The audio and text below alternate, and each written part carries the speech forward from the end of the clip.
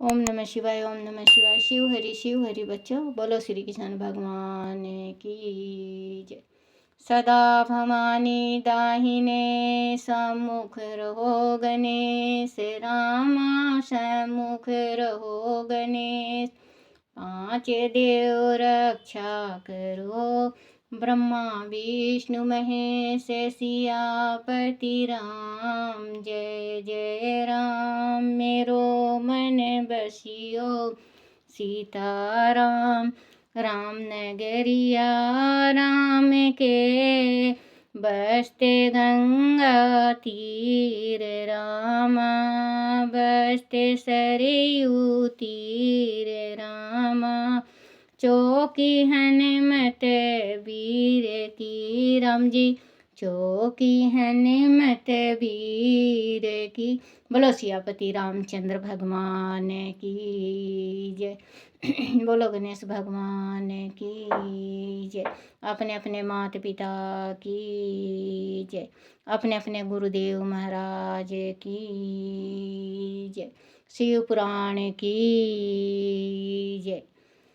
शिव पुराण, शिव पार्वती की जय। शिव पुराण में पहुँचे जाने पर भी वह पुरुष रथ पर ही डटा हुआ है। वह ऐसा बलि है कि यथापि नाग इस बालपूर्वक डस रहे हैं, तथापि यह हम लोगों को रणवत ही समझ रहा है। सनत कुमार जी कहते हैं, व्यास जी दानव कुंभ दंड राजनीति के ज्ञाताओं में श्रेष्ठ था। वह वाना से ऐसा कहकर फिर अनिरुद्र से कहने लगा। कुंभदंड ने कहा, नाराधम अब तू वीरवर दैत्यराज की स्तुति कर और दीन वाणी से हार गया, यो बारंबार कहकर उन्हें हाथ जोड़कर नमस्कार कर। ऐसा करने पर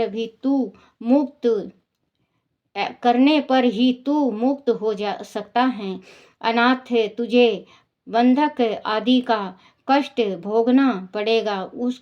उसकी बात सुनकर अनिरुद्र उत्तर देते हुए बोले। अनिरुद्र ने कहा, दुराचारी निशाचर, तुझे क्षत्रिय धर्म का ज्ञान नहीं है। अरे सूरवीर के लिए दीनता दिखाना और युद्ध से मुख मोड़कर भागना मरने से भी बढ़कर कष्टदायक होता है। मेरे विचार से तो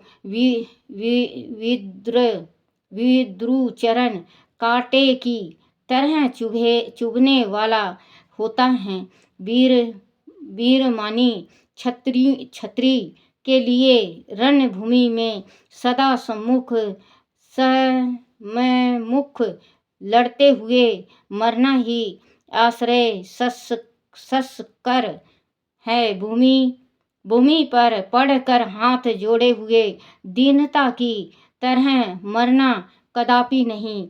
सनत कुमार जी कहते हैं, मुनि इस प्रकार अनिरुद्र ने बहुत सी वीरता की बातें कही, जिन्हें सुनकर बानासुर को महान विस्मय हुआ और उसे क्रोध भी आया।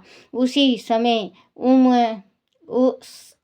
समय समस्त वीरों के अनिरुद्र के और मंत्री कुंभकर्ण के सुनते बानासुर के वासनार्थ आकाशवाणी हुई।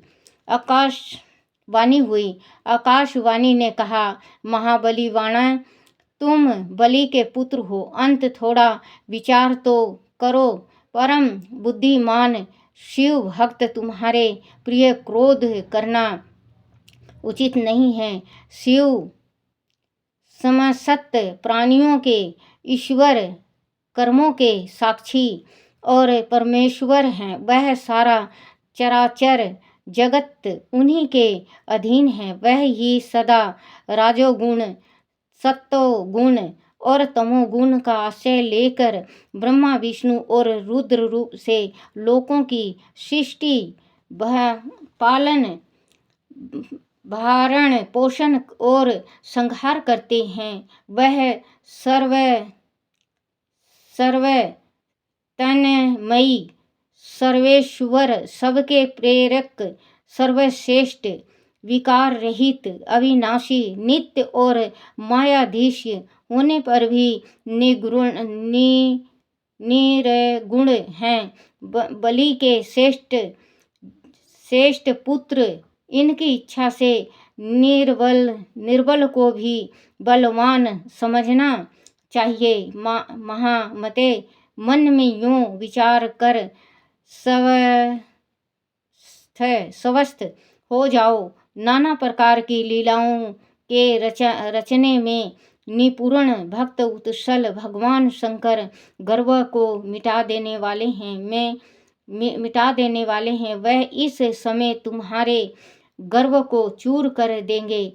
सनत कुमार जी कहते हैं, महामुनि इतना कहकर आकाशवाणी बंद हो गया। तब उसके वचनों को मानकर बानासुर ने अनिरुद्ध का वध करने का विचार छोड़ दिया। तदनंतर विषैले नागों के पाशा से बंधे हुए अनिरुद्ध उसी क्षण दुर्गा का स्मरण करने लगे। अनिरुद्ध ने कहा, शरणगत उत्सल, आप यश प्रदान करने वाली हैं। आपका बड़ा उग्र होता है। देवी, मैं नाग पाशा से बंधा हुआ हूँ और नागों की विष ज्वाला से संपन्न हो रहा हूँ। अंत शीघ्र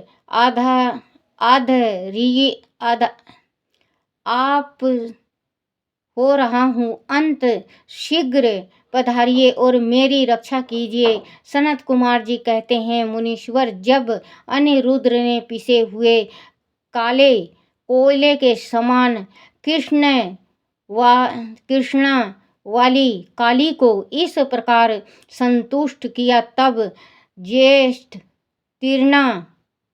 ज्येष्ठ कृष्णा चतुर्दशी की महारात्रि में वह प्रकट हुई। उन्होंने उस सर्प रूपी भयानक वानों को भस्मत करके अपने बलिष्ठ मुक्कों के आघात से उस नाग पंचर को विदीर्ण कर दिया। इस प्रकार दुर्गा ने अनिरुद्ध को बंधन मुक्त करके उन्हें पुनः अंतपुर में पहुंचा दिया और स्वयं वहीं अंतर्ध्यान हो गई। इस प्रकार शिव की शक्ति स्वरूपा देवी की कृपा से अनिरुद्ध कष्ट से छूट गया। उसकी सारी व्यथा मिट गई और वह सुखी हो गए। तदनंतर प्रभु मन नंदन अनिरुद्ध शिव भक्ति के प्रताप से विजयी हो अपनी प्रिय बाणात नय को पाकर परम हर्षित हुए और अपनी प्रियतम उषा के साथ पूर्ववत सुखपूर्वक विहार करने लगे।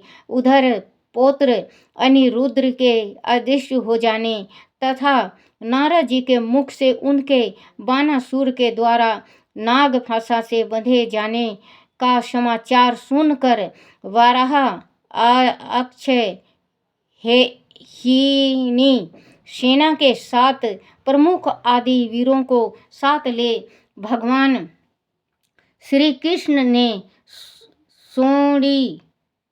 शोणित पूर्व पर चढ़ाई कर दी। उधर भगवान श्री रुद्र भी अपने भक्त के पक्ष में सज धज कर आ डटे। फिर तो श्री कृष्ण और श्री शिव जी का बड़ा भयानक युद्ध हुआ। दोनों ओर से ज्वाल छोड़े गए। अंत में श्री कृष्ण ने स्वयं श्री रुद्र के पास आकर उनका स्तवन करके कहा, सर्वव्यापी शंकर, आप गुणों से निर्लिप्त होकर भी गुणों से ही गुणों को प्रकाशित करते हैं। गिरि साय यानी भूमन आप सम प्रकाश हैं, जिसकी बुद्धि आपकी माया से मोहित हो गई है। वह स्त्री पुत्र ग्रह आदि विषयों में आसक्त होकर दुख सागर में डूबते उतरते हैं। जो अजितेंद्रियां पुरुष प्रबंधवश इस मनुष्य जन्म को पाकर भी आपके चरणों में प्रेम नहीं करता, वह सोच निमित्त तथा आत्मा वाचक है। भगवान आत्मा वाचक है। भगवान आप गर्व हरि हैं। आपने ही तो इस गर्वले बाणों को श्राप दिया था। अंत आपकी ही आज्ञा से मैं बाणसूर की भुजाओं का छेदन करने के लिए यहाँ आया हूँ। इसीलिए महादेव आप इस युद्ध से निवृत्त हो जाइए। प्रभु मुझे बाण की भुजाओं को काटने के लिए आज्ञा प्रदान कीजिए, जिससे आपका श्राप व्यर्थ न हो। महेश्वर ने कहा, तात आपने ठीक ही कहा है कि मैंने ही इस दैत्य राज को श्राप दिया है और मेरी ही आज्ञा से आप बाणासुर की भुजाएं काटने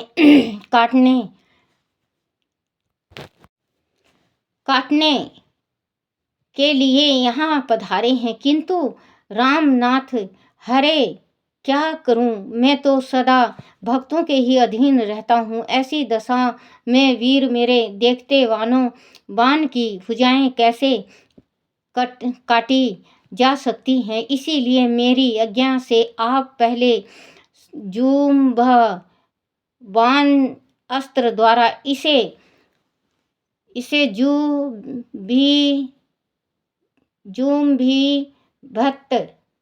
जुम्भित कर दीजिए। तत्पश्चात आप अभीष्ट कार्य संपन्न कीजिए और सुखी होइए।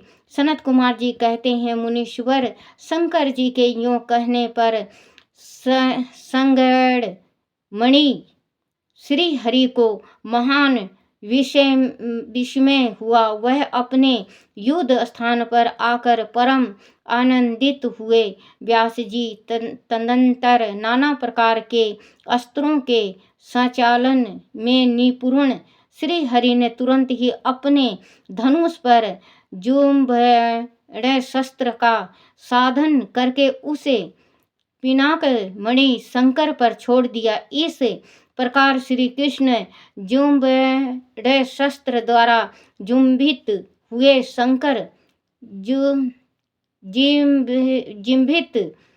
शंकर को मुंह में डालकर खड्ग गदा और आदि से बाणों की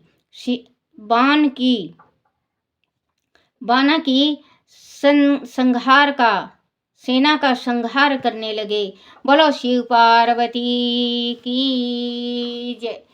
ओम नमः शिवाय, ओम नमः शिवाय, ओम नमः शिवाय बाबा, ओम नमः शिवाय, ओम नमः शिवाय शंभु, ओम नमः शिवाय, ओम नमः शिवाय भोले, ओम नमः शिवाय।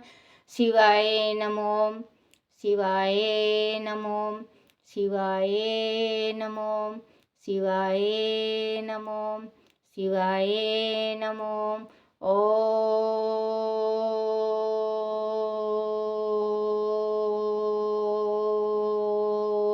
बोलो शिव पार्वती की जय।